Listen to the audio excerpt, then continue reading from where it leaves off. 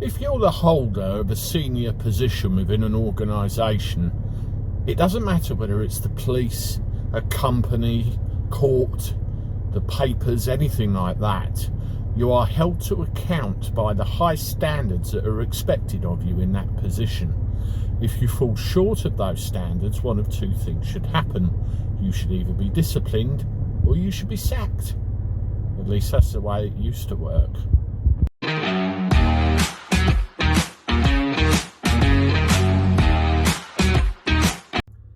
Everybody, welcome back to the channel and my car for a Friday morning. Hope you're all doing all right. The weekend is nearly upon us. You know, I was attracted to this story at first because of all of the major problems that we keep getting reported about the police service, be it serving officers, ex-officers, or, you know, whoever doing bloody silly things and exercising poor judgment. And you have to wonder where the line is drawn. Where does it stop? Well, apparently it goes all the way up to the top. And I was attracted to this story because it is a little bit of an eye-opener with certain things. Check this out. I will hold my hands up to my lack of judgment there, flashing the front page of The Guardian in front of you all.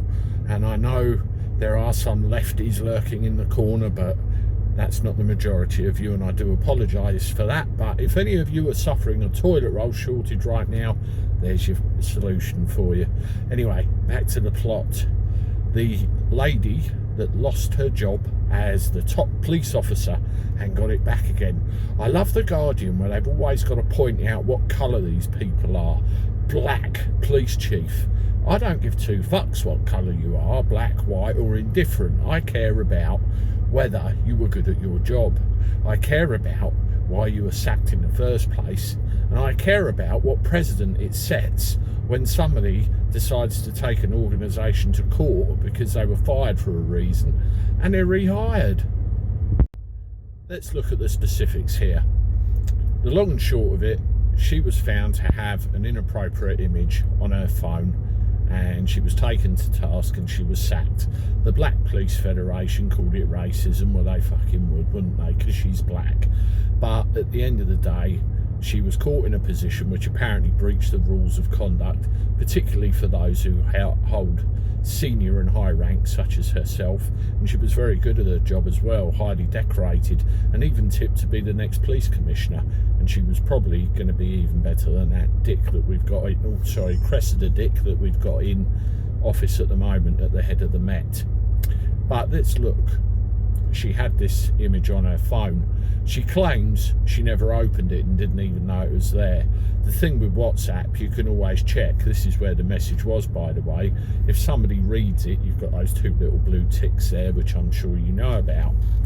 And it was apparently her sister that sent it because she was enraged by the content and thought that her sister, the high-up police officer, could help do something about it.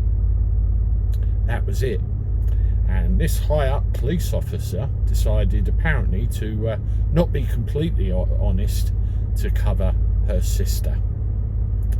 Now, we have had several examples of police officers acting in pure bad judgment, ending up in disaster or worse.